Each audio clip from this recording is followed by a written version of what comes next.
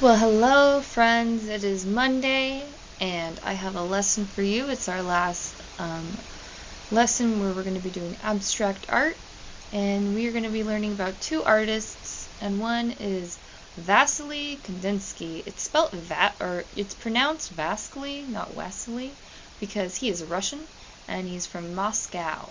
He was born in 1866. So Kandinsky has something called synesthesia, and some of you might have it. Some people have it at different levels, might just have a little bit or a lot. And this is just the ability that your brain kind of crosses its wires. So you might see the color purple and you might taste, I don't know, toast. Or you might hear the word October and you might visualize the color orange. Or maybe when you look at numbers and you memorize people's phone numbers, each number has its own color. So this also happens a lot, also with Kandinsky, that when they would listen to music, they would visualize and see things.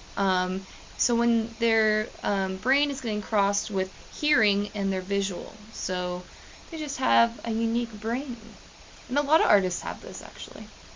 Just because if you don't have it doesn't mean you're not an artist. It's just some cool facts, some cool tea about Kandinsky. Here is some examples of his art. These are pieces of art that he was inspired by with music. So that means that whenever he was listening to a song, this is what he was visualizing. So he was trying to show some of his what was going on in his brain. And they're very balanced. So one of our vocabulary words is going to be the word balance, which is showing visual weight. So he's showing an even weight distribution with all these lines. You can see that there's X's. You see that blue and yellow line that creates an X. There's some X's here with the lines. So that's something to keep in mind when we get to our art. And then after that, we are going to see a picture of him. This is Kandinsky, and I really like the bottom left painting with the yellow. That is a watercolor painting, and that's what we're going to be doing today. I'm going to be showing you how to do this project with Crayola markers and watercolor. So I'm going to show you both. And our next slide is my favorite.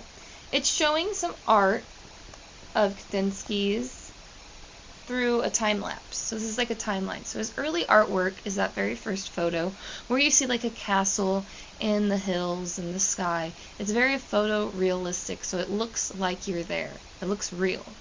And progressively he falls away from that and becomes more of an abstract painter. The reason for that change is that the invention of the camera.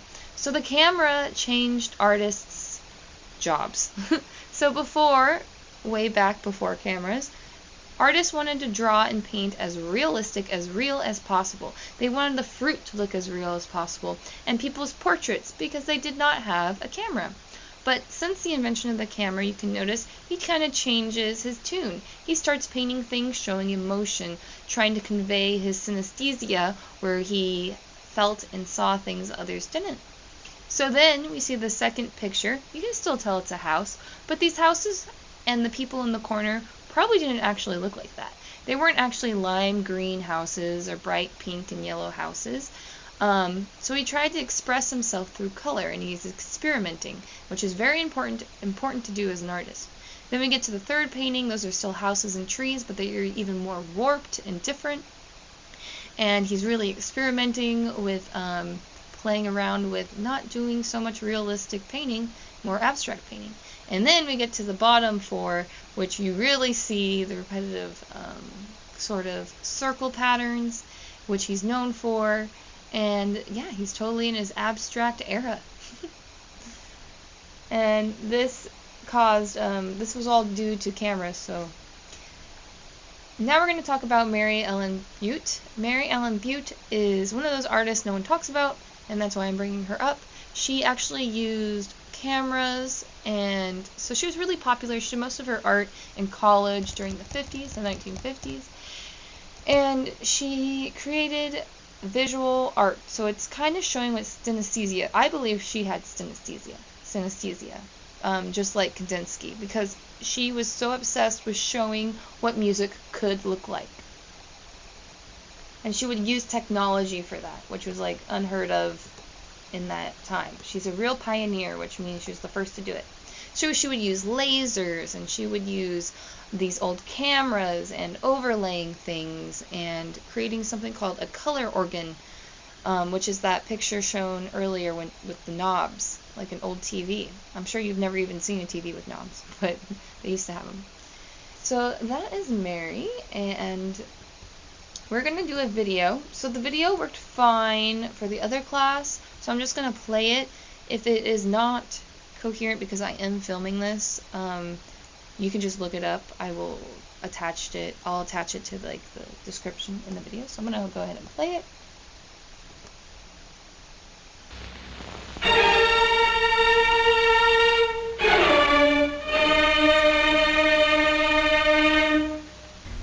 Refracted light, rotating shadows, fluttering color, all carefully choreographed to a piece of music. Mary Ellen Butte was one of the filmmakers in the early 20th century in pursuit of visual music, a type of film where the images contain the abstract emotional quality of instrumental music.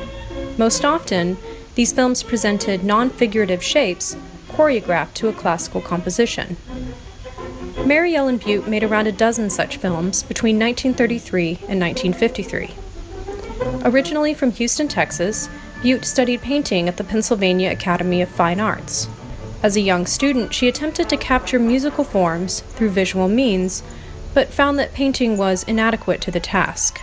She recalls of that time, painting was not flexible enough and too confined within its frame. She experimented with different media, including a color organ, before ultimately finding her way to cinema. The short films directed by Butte bear some visual similarities to other abstract filmmakers in the 1920s and 30s. However, Butte's inventiveness and interest in technical innovation helped push her images toward increasing complexity and expressiveness. In Synchrony No. 2, for example, she utilizes prisms in a particularly novel way, creating these blossoming light abstractions to complement the flower imagery elsewhere in the film. Light, form, movement, sound. Butte asserted that these were the core elements of what she called the absolute film. For her, the absolute film addresses the eye and the ear. Other motion pictures, although making use of the sensations of sight and sound, address not the eye and the ear, but the intellect. In other words, absolute film is visual music. Butte was a technical filmmaker, and she was just as apt to collaborate with mathematicians and engineers as she was with other artists. For her film Abstronic, she teamed up with a scientist who worked at Bell Telephone Laboratories to create an oscilloscope that Butte could play like a musical instrument. She describes it saying, "By turning knobs and switches on a control board, I can draw with a beam of light with as much freedom as with a brush." Of course, Butte's images are designed to complement particular pieces of music. One of the strengths of her films, as examples of visual music, is that they avoid simple, sing-songy repetitions of the soundtrack. While there certainly is a rhythmic relationship between song and image, the visuals also contain surprises, counterpoints, and inventive interpretations of emotional tones evoked by the music.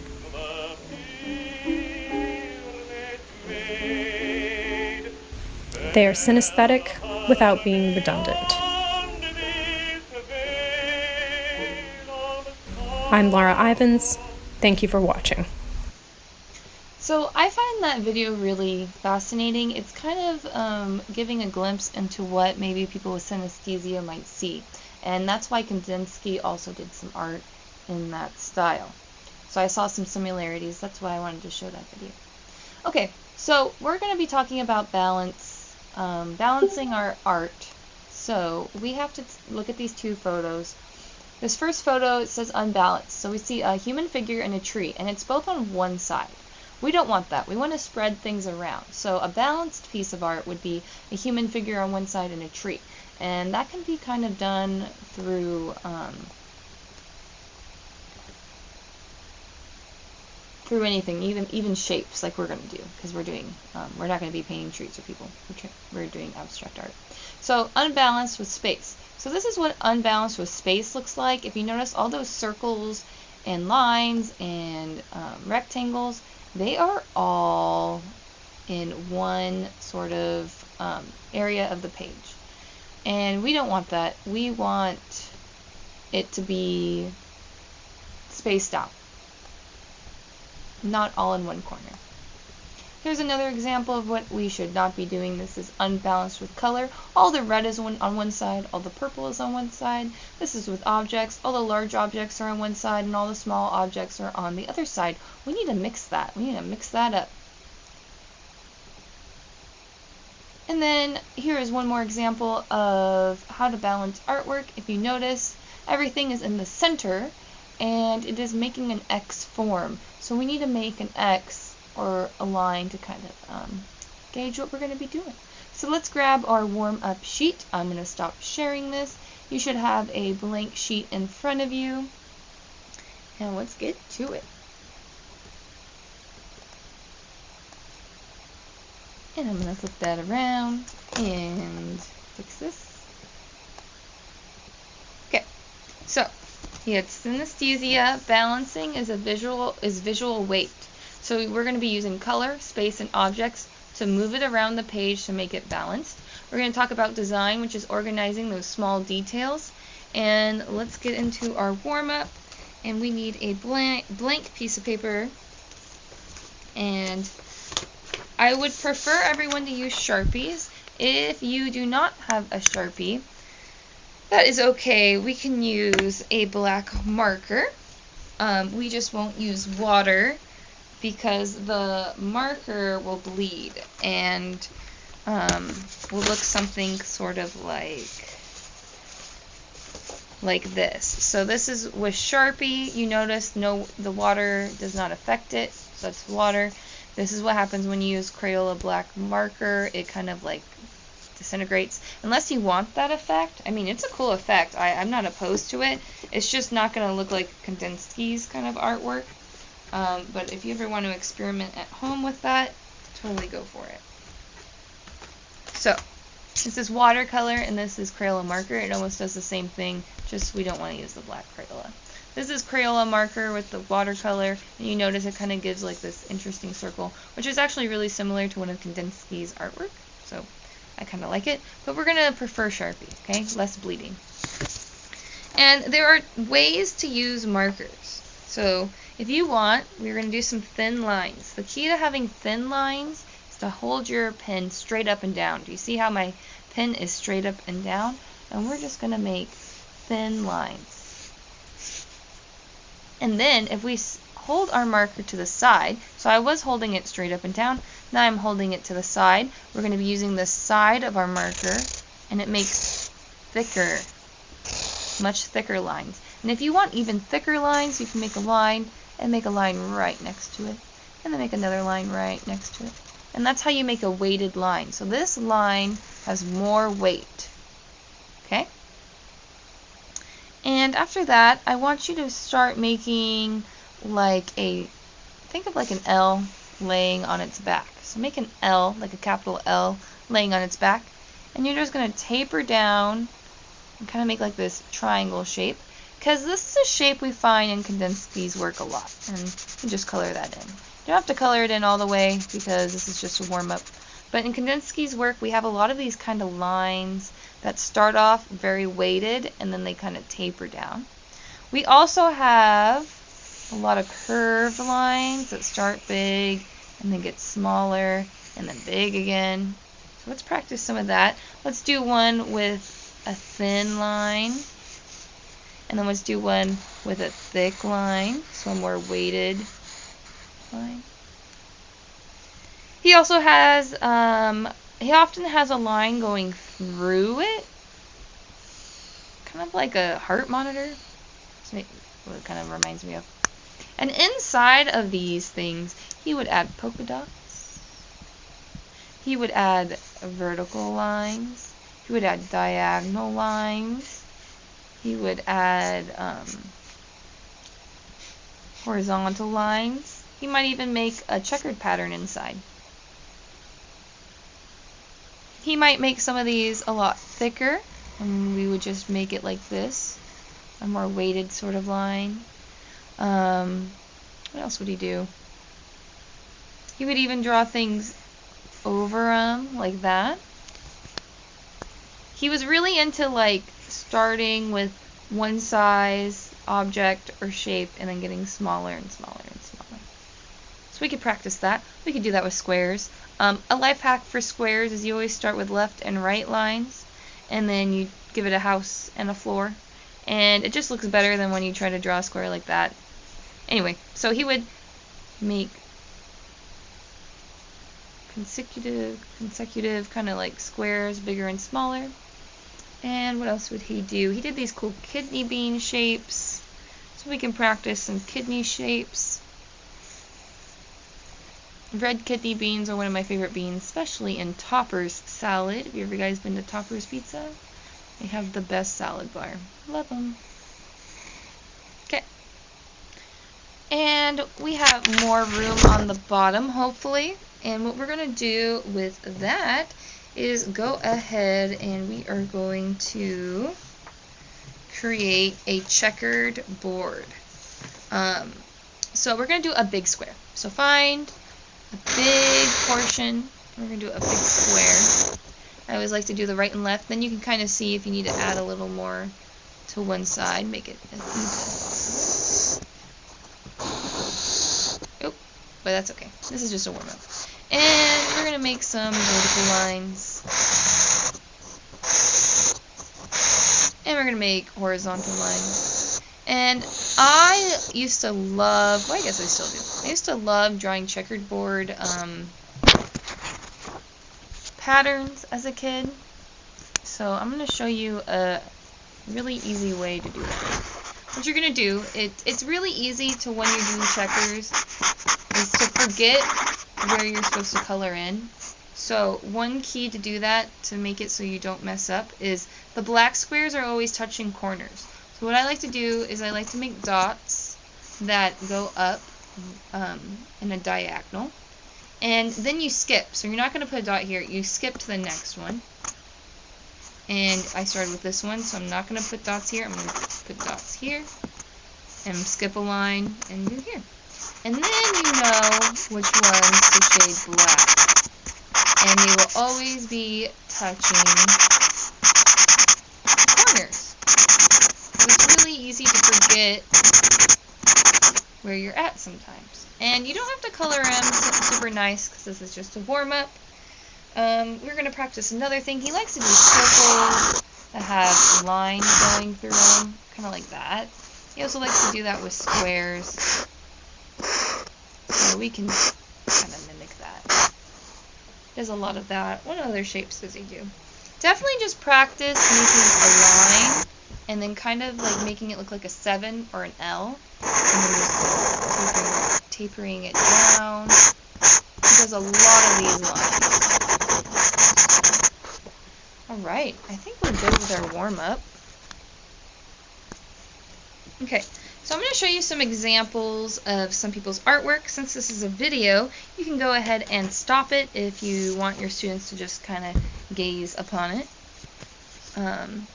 We see those kidney bean shapes. We see thick weighted lines. We see thin lines. We see that checkerboard pattern. Here's another one. If you notice, they all have like this warm sort of yellow tone. He did a lot of that in his artwork. We have dots. We have squares. There's patterns inside the squares. There's patterns inside of our lines. Here's another one. This one has a little more color. We have some organic shapes going on. But what do you notice about all of this artwork? They all have X's. Here's an X. Here's an X. And there's an X right here. And it just kind of, and this one is also kind of technically an X. It all just kind of balances out the artwork. Alright, so let's grab our watercolor paper. And if you're not using markers and you're just using watercolor, that's totally fine. I just kind of like showing the students what they can use at home if they don't actually own a watercolor set. So I already showed you our test board, right? So this is watercolor. If you notice, watercolor looks just like Crayola if you add water. It's so cool. So I'm going to start with my pencil, and I'm going to do an X, but I don't think I'm going to do the X right in the middle, just because I like to be different.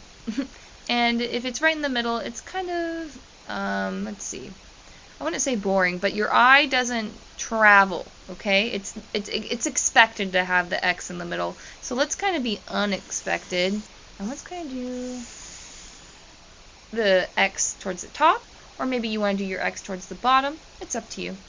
And then I'm just going to go and give some curvy lines like that. I like to start small, get big, and get small again. I think I'm going to add, make this a nice weighted line. So remember how I make it a weighted line? You add it like an L or a 7, and you're just going to kind of like, I think I made that line a little too big. And you're just going to kind of like taper down. And then you're going to color that in, of course, with your Sharpie when the time comes. And then we can add some of those shapes, like that kidney bean shape. And maybe we'll add a smaller kidney bean, because he likes to have repetition. And we can start with like a large circle, and it's starting to get smaller. To make things balanced, we're going to use color and shapes. So if we have like a large shape over here, then we want a large shape over here. We kind of want these balanced. So this is a big spot. We can get a really cool organic shape. Overlapping is okay. And then we can even add like a circle here with those lines. It's okay to have things overlap. I think I'm going to put my checkered thing right here. I'm going to do a big checkered box. A lot of Kandinsky's artwork had checkers, and he does them kind of really small. Ooh, see, I don't like that. Let's make that a little more. Here. He does his really small, but just because it's our first time doing checkers and it gets kind of messy with watercolor, we're not going to do that. If you use marker, though, you can get kind of small. We're just mapping everything out. You don't have to put too much detail. It's just more of mapping everything out, kind of thinking where you wanted everything. You might want to lift up your paper, look at it from afar, maybe stand up on from your desk and look at it at a different angle. And yeah, so what else can we do? I think that's good for right now. We can add more later, like we can add lines and dots inside of this stuff later, but for right now I think we're going to go ahead and grab our Sharpie and we're going to just start outlining. So remember, if you want a thin line, you have to start with your pencil, or your pen, straight up and down. So I'm going to go ahead and do that. I'm going to do a nice thin line all the way across. And then I think I'm going to make this a little thicker.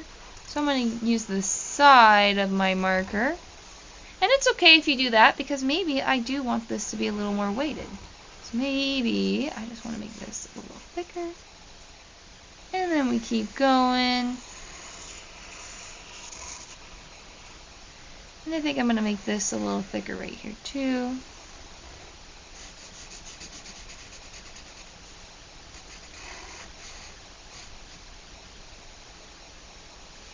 Alright, and then we want this really thin, so I always like to start, if you want to make a line thinner at the bottom, just like this is thicker, so what you're going to do is you're going to start from the opposite end. If you want this end really thin, do not start there, you're going to end there.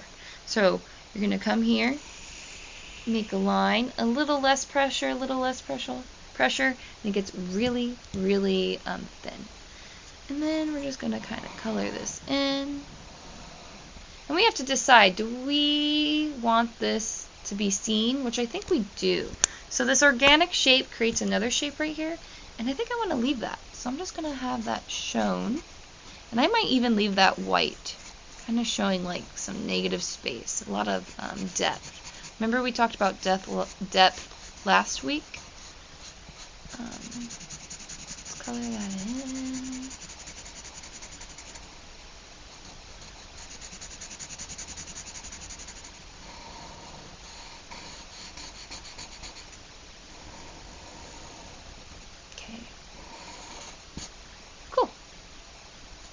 Then I'm going to come and I'm going to outline this organic shape I did. And I want these shapes to be big. So if your organic shape is really small, please try to make it a little bit larger. Okay. And we can even leave these lines and maybe make them a little thicker, just like how we did earlier.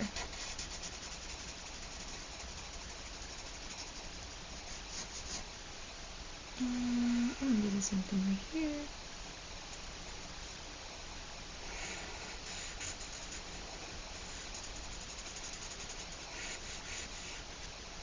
This will make it look more balanced because it will look heavier here than on top. And we're going to add that line right here. And we're going to make this circle really thick. So he likes doing like really thick circles.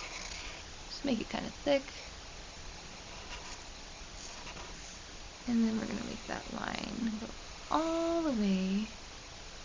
Yeah, it's been looking very Kandinsky-like. And then we can do that. And we can go all the way up. And just getting smaller and smaller. And the way you get smaller and smaller is less pressure. What kind of missing there? Just less pressure. That's how you get so tiny. Missy can get real tiny. You just keep going. It's a skill. Takes practice. And let's do that kidney bean. And we'll do that other kidney bean. Let's zoom out. Let's kind of inspect what's going on. We still have this square checkered pattern.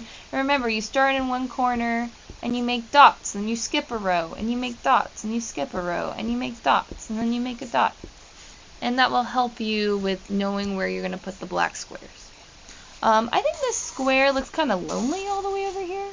So we need to add some cool funky lines, like maybe something like that. Maybe something down here to balance it out. So if I did some over here, I might want to do some over here. And maybe we want some lines. And maybe some more lines. And we need to put something here. And I'm trying to think, what do we want? How about we do, if we did a square here, let's do another square. Let's do a square that has lines. I'm going through it. So it's kind of copying the checkered pattern, but it just looks a little different. And we can add a little square here, and then maybe a circle, and a little square, and then a circle, and then maybe some dashes. And maybe these dashes get a little smaller and shorter.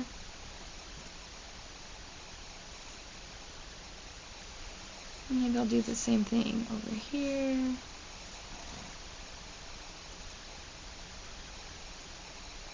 Little square. Okay, and then this kind of needs something here. It just kind of becomes a natural thing when you notice what needs to be weighted. This is the most time consuming right here, is just coloring in all of those checkered patterns. You're going to take more time than Miss C. Miss C's just doing a video, so she's working kind of fast. Okay. And we're almost ready to go with our paint. I am going to demonstrate how to use Crayola markers really fast. I know that most of you are using watercolor. That's totally fine. Okay. Oh, I think I want some lines here. And I'm going to put it here. And some more lines.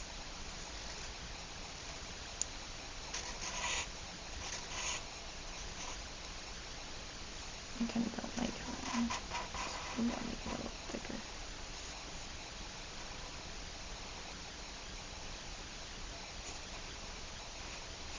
Okay. Maybe I'll do some polka dots right here. Okay. I think it's looking pretty balanced.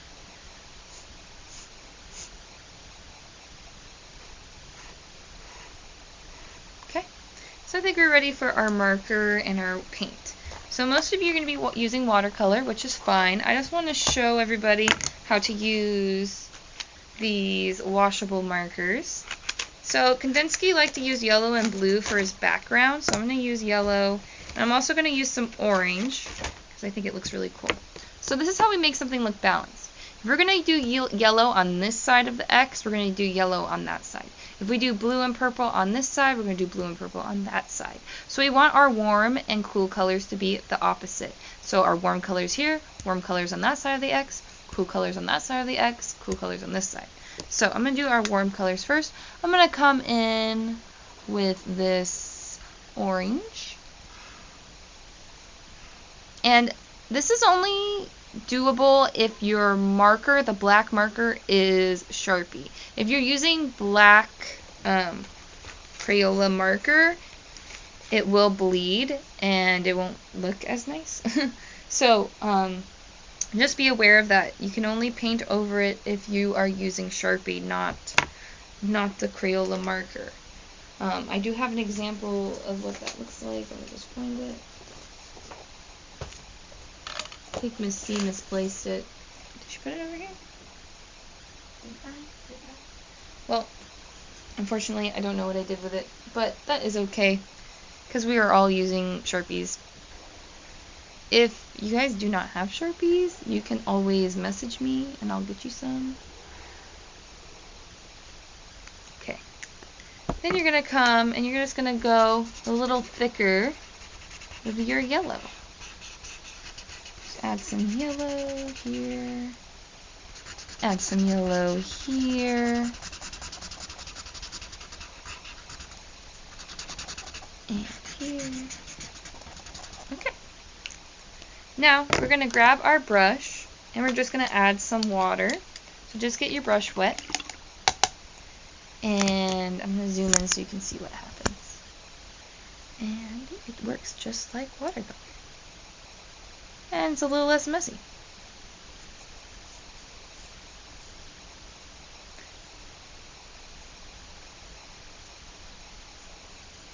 The reason I can go right over that black line is because it is Sharpie, so this will not work if the black marker you're using is the Crayola black marker. Just keep that in mind.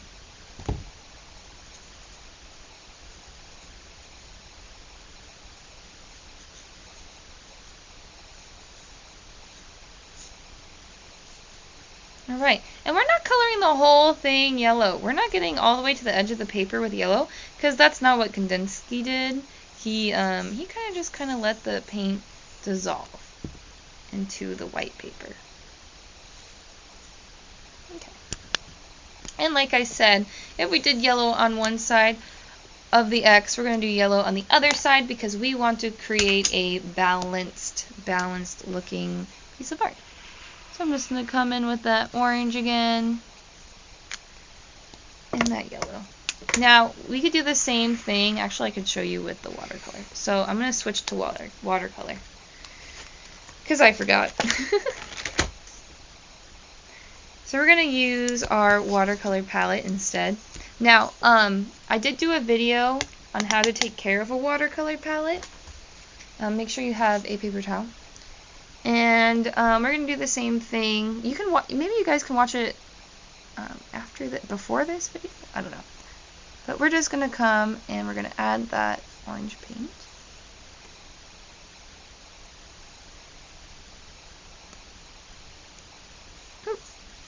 And if you ever make a mistake, well, I don't even call it a mistake. I think it looks interesting when there's little mistakes like that. But you can also just come and get your paper towel and you can kind of erase anything you don't want, like paint.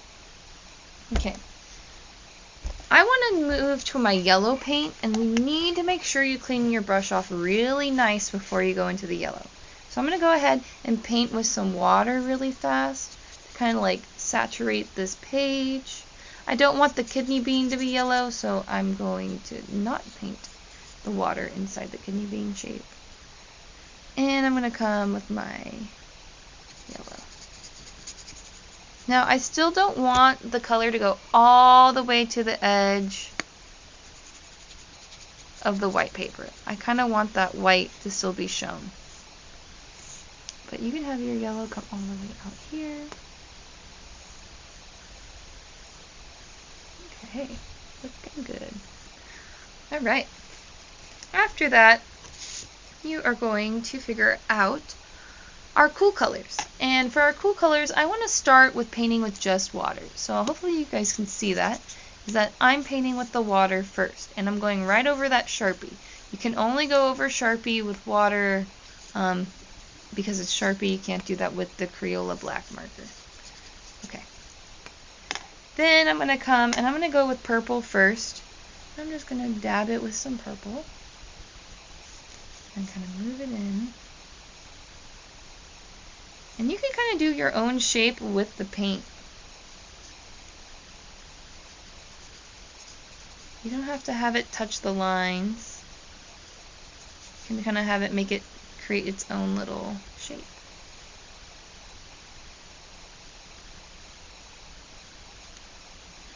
And then I think I'm going to add a little bit of blue down here. So I'm going to paint with water first.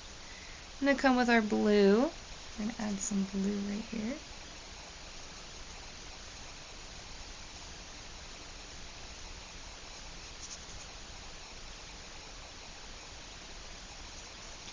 And it's fine to make it very light, because that's what Kandinsky did in his artwork. And then what I did over there on one side of the X, I'm going to do the same on this side. So I'm going to paint with some water first.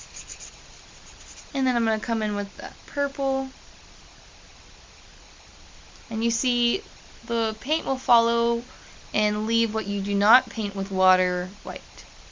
So it should go just all the way around those circles, hopefully. And then we can kind of make it a little of a lighter purple. Okay.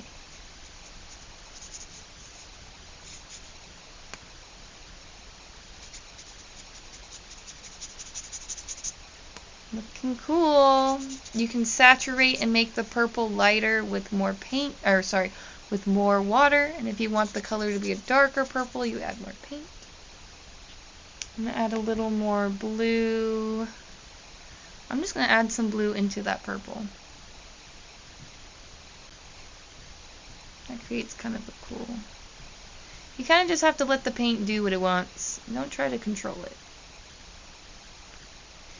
If you really don't like something, you can always just come with your paper towel and like blot it out and kind of erase it. So say I really don't like how it's inside that, oh, that already dried.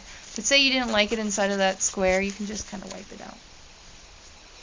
Okay, I'm going to show you how to mix some color. I really want my organic shape to be a lime green because I just like lime green. Oh my gosh, Miss C forgot a step. I forgot to tell you to erase any of those pencil marks you might have left. But it's going to be okay.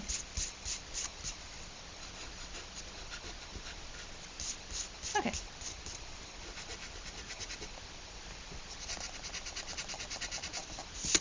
Okay.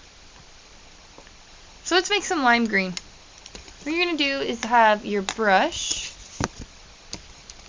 full of water. And you're going to just add water to the lid, to the palette. So you're going to add a good amount of water. And you're going to start with yellow, because lime green is just yellow and green. So I'm going to get a good amount of yellow and add it here. And you're going to dab it like this, come on the edge, try to get all that paint off. And then you're going to add just the tiniest bit of green. Tiniest bit, like that. Wash your brush. And you're going to mix that. And then you get a nice lime green. I add a little bit more green.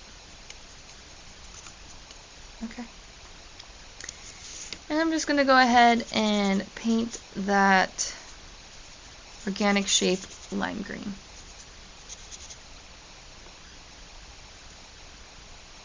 I'm just adding a little more green. Okay.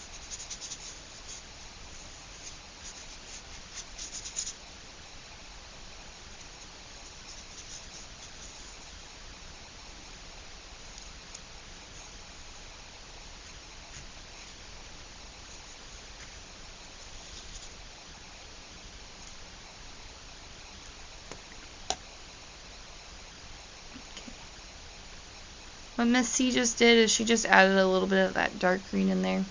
Okay, so now I have this fun lime green color, and if I do lime green over there, I might want to do lime green over here. So I'm just going to come, and I'm going to paint this guy lime green. And maybe I want to make some of these squares lime green, because this will create a more balanced sort of piece of art. If you move the color around the page, you don't want all the lime green in just one spot. Okay, and then maybe I'll put a lime green square. Okay. Now, what do I want to do? I think we're going to use some red, and we're going to use red right here. Our red is almost like an orange color, so one way to fix that is to put red in your palette, add some water, and you're just going to add the tiniest bit of purple, and I mean like barely any purple. And it's going to make a more deep kind of red. So that's almost too purple, so I'm going to clean off my brush, make sure it's nice and clean, and we're just going to add more red. And then we'll get a deeper red color. And that is more of like the color I want. And I might color in that little dot black later. I think I'm going to add one of these squares red. Maybe I'll make this square red. Gonna come here, maybe make this red. And maybe I'll make some of these guys red.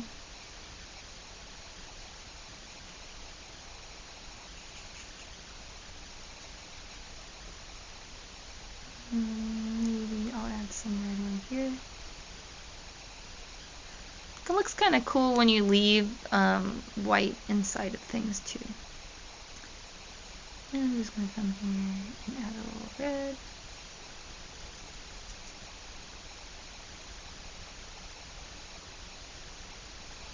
There's some bleeding going on with the color.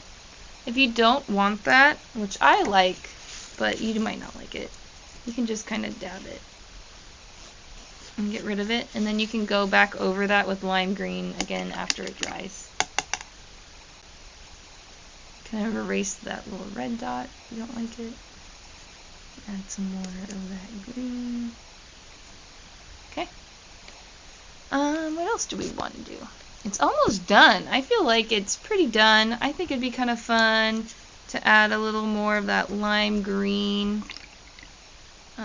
right here. I'm going to do that.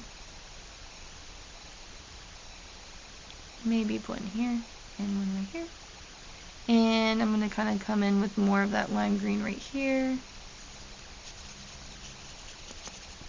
Okay. I think we're done. I'm just going to let that dry, and then we could put a little bit of marker right there when it dries. Clear that in. And I think we're done. Maybe add a few dots here and there. Who is into dots?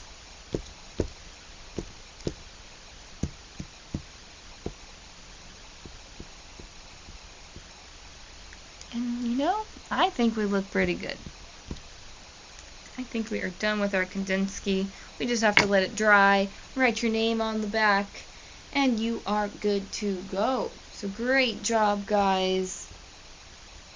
I'm going to hold up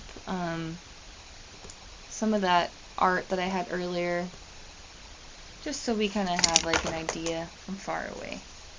Look at all that stuff. You guys can always pause this in the beginning too. Alright. So thank you. This is a lot of fun, and I'll see you next week. Bye, guys.